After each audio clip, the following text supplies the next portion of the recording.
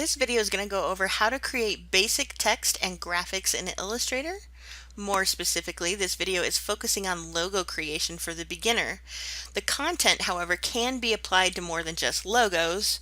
Just know that that's basically the subject I'm working on in this video. Now, if you haven't watched my previous video called Logos 101, I highly suggest you do because you're going to understand a little bit more about the kinds of logos that I'm talking about. The first thing that I want to do actually is create a new 8.5 by 11 document for this project, as I want to create several logos all on one sheet that I can print at once. So I'm going to come over here to Create New. I'm going to click Print because I eventually want to print this. Letter is a perfect size for what I'm looking for. However, I am going to change it from points to inches, just because that's what my brain understands a little bit better than points. Everything else is looking abs fab, darling, abs fab. And I'm going to hit create. So here we have a brand new document. Remember that the gray background is just that, it's a background, kind of like a table of sorts. The white area is representing the piece of paper that you will eventually print. Everything that you create should be drawn on the white piece of paper. You can, of course, draw over here on the gray side, but I just suggest getting into a good habit of just drawing on the white part. Alright, so having a logo to represent yourself is super important as a designer. It is the visual entity that speaks to clients. It represents who you are and what you do. So I'm going to use my longtime favorite fictitious logo name of Green Cat Designs. Well, okay, so the story goes, I was a freshman in design school. I took a foundational art course. We had to recreate somebody else's artwork in a painting. So I chose to paint a picture of Sandy Skogland's radioactive cats as my painting. It was kind of a big hit, you know, I kind of got known for green cats, so it kind of became my mantra after that point. So be sure that whatever you choose, it's something that relates to who you are and what you do. I am a crazy cat lady and I design, therefore it makes sense. And green, that's a big part of being design, right? Being green. So there you go. Alright, enough of that crazy story. Well, as you came to understand in my previous video, logos comprise of two entities, text and graphics. So let's concentrate on text first. It's relatively easy. So the text tool is located in the main toolbar, and it's pretty recognizable as the big T. If you notice, there's a little arrow right next to it, and that indicates that there is a hidden panel. So if you click and hold your mouse and then let go once the hidden panel shows up, that's how you can easily access it.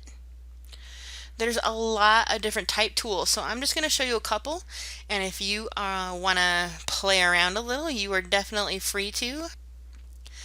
The first tool I'm going to show you is the type tool, and so that is right here, and there's two ways that you can go about using this. You can first click and start typing, and yes, I know that's a really strange language that populates with Illustrator. I don't know what it says. I think it's just there to show you what the font is as well as the size of the font. So just start typing. Green Cat Designs. Oh, well, that's nice and boring and small. But the other way that you can also use this, and my cursor is still indicating that I can continue going, is to click and drag a text box. And yes, it's going to fill with that strange Adobe language, but I can still type and put in what I want it to. Now I can't deselect using escape, enter, or space. So what I do is I come to this selection tool. It's a black filled in arrow. I click on it and then I click off of the entity that is selected, be it text or graphic. So that's how you can deselect in Illustrator. Alright, so I have these two things, and I'm just going to show you real briefly. If I click on this with the selector, you'll see that I can see the text box. I can adjust the text box as I need to, and it's good to go. This is what's called a multi-line text box. This is a single line box, and when you click on it, you do get a box, but notice that unlike the first one, This one stretches the font out, and that's definitely not a professional look to fonts. So I'm going to do Control Z to undo, and it takes me right back. All right, like I said, this is pretty small and it's pretty boring. So let's play with this a little bit. In order to rework this text, I have to initiate the text tool again. My cursor, when it looks like this, indicates that I'm ready to type new text. However, when I hover over the text that I've already created, it changes, and this text cursor indicates that I can highlight and I can work with this text now. And that's kind of what you want to do, is you want to highlight the text in order to change it. There we go, I got that S on there. All right, so I can change the color. So obviously green should probably be something that I do something with. Let's change the size a little bit. So come down here, I think 36 is a great size to show things, and then you can also play with the fonts. Adobe comes with a lot of different fonts for you to work with. I'm going to do Caveat. I don't know if you guys have Caveat. That might be one that I downloaded, and I'm going to teach you how to download here shortly. There you can change the font, you can change the justification if you want it centered or aligned to the right, and that probably works better for the multi-line text that you can do. You can even change the opacity so you can make this see-through, which is kind of cool. There's a lot of other options. I haven't really played with those too much, but they are here. The one thing I do want to show you is that when you are working with multi-line, well, let's just do it. So the text box is kind of small. So if I make this larger, first you'll see that little red box. That indicates there's more text that just kind of went out of the boundaries of the text box. So I'm going to use the black selection tool, and I can use these little grips to pull that out, and then as soon as I do, that little red box goes away. However, if I do something like this, well, it's probably doing it because I already have it set, but paragraph, uncheck hyphenate. Hyphens suck, and we don't want any of the words to automatically hyphenate. So be sure that you uncheck that if you're working with multi-line text. So yes, even this one we can change. So maybe I want the green cat to just be right here. Maybe I want it to be that, and maybe I want this to be larger. La la la. Oh, there we go. I'm going to change this out a little bit, and then I'm going to put it as centered. So these are the very basic text logos that you can create, and it really kind of depends on what font you are using.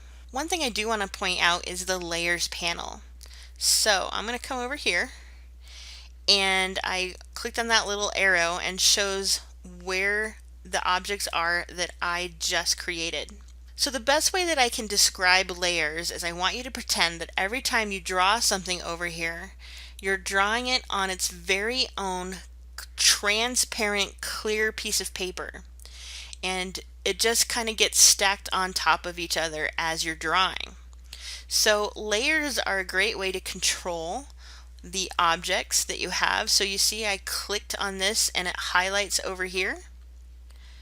So this is one way that we can control what we're doing. If you need to select something, you can come here. If you want to rename it, maybe I'll name this second logo. So I double clicked and then I can retype the name. So double click first logo. Staying organized and naming your layers is a very professional thing to do. If you do that when you're at an internship, they're going to be impressed that you know this. All right, the other thing that you can do here in layers is you can temporarily hide things. That's what the eyeball icon is for. Oh my gosh, where'd it go? I don't know. Just click and it comes back. You can also lock a layer so that you can't accidentally move it. Sometimes you're working with some pretty detailed stuff in Illustrator. This will help you be able to work around something without actually accidentally moving or changing one of the parts to it. So I generally keep things unlocked unless I absolutely have to have them that way. The other thing I want to point out that's going on here is I'm going to move this on top of that other logo. I'm going to zoom in, and my favorite way to zoom in is Control plus or Control minus. So Control plus will zoom you in, and the pan hand located over here in the toolbar, it looks just like a hand, will allow you to grab your paper and kind of move it around a little bit. Do you see how, and I'll do one more Control plus, the light green is on top of the dark green? Well, that's because that second logo is on top in the layers panel. So this is actually like an order of operations. Whatever is located towards the top is actually placed on top of the stack of items that have been drawn. So you can quickly put something behind another object by coming over to the layers panel. I'm going to grab second logo and I'm going to move it underneath, and you can kind of see how it highlights. Move it underneath, and now you can see the dark green is on top of the light green. That's so fancy. Fancy, fancy pants. But I can actually move this off still. Remember, it's on its own transparent piece of paper. So because it's kept separate from each other, I can move them separately.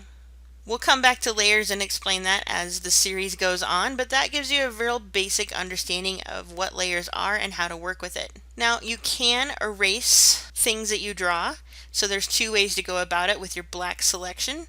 You can grab this and just hit delete on your keyboard, or you can grab it and you notice that it highlights over here. So whatever's highlighted, usually you can put in the trash, but I think because it's the only layer, it's not going to let me do the trash. Yep, it won't. So that's okay. I'm going to do Control Z and we'll try it this way. First logo. Now that's highlighted. Well, why won't it let me? Oh, that's because I have to highlight it this way. Haha. I know so many design software programs that it's really hard to keep track of what does what. So apologies. Highlight it this way and then you can trash it. Highlight it. Trash it. Cool. Control Z, Control Z.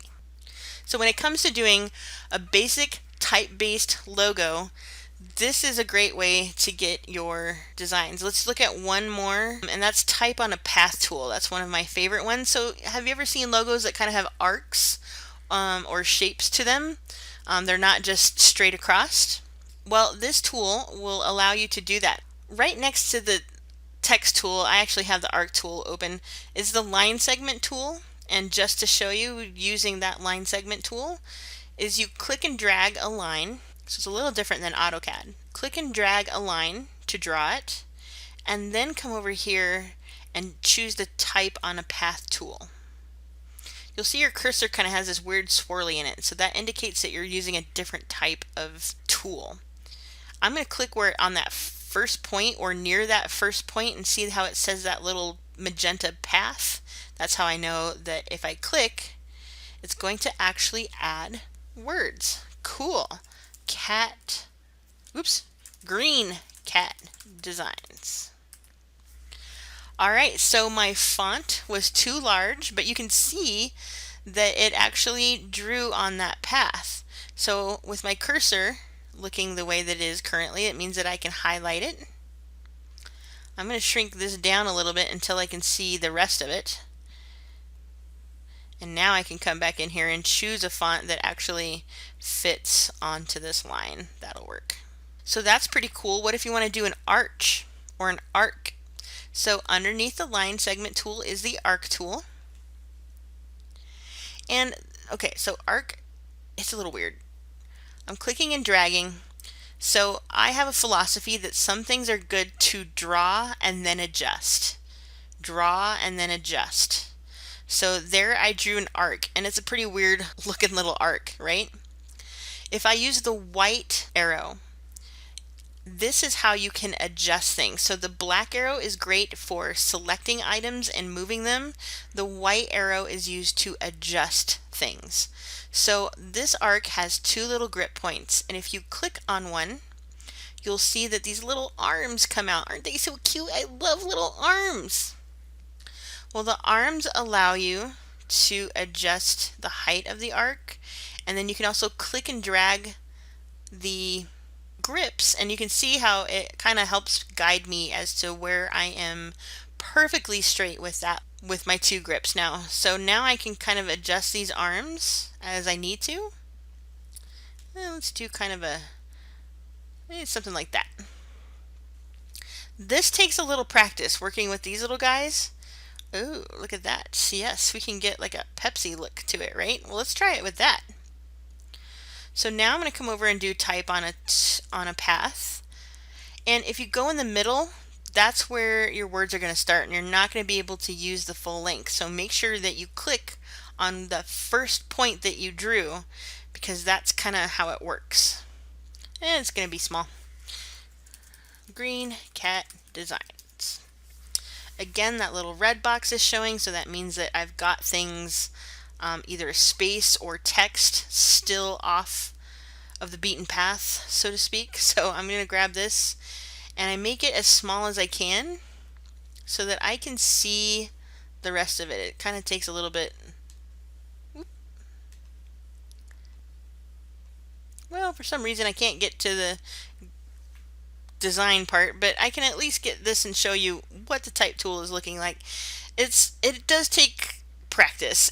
I still have some room for improvement, but that's okay. See, I am just like you guys. I am still learning, I am still growing, and there's nothing wrong with that.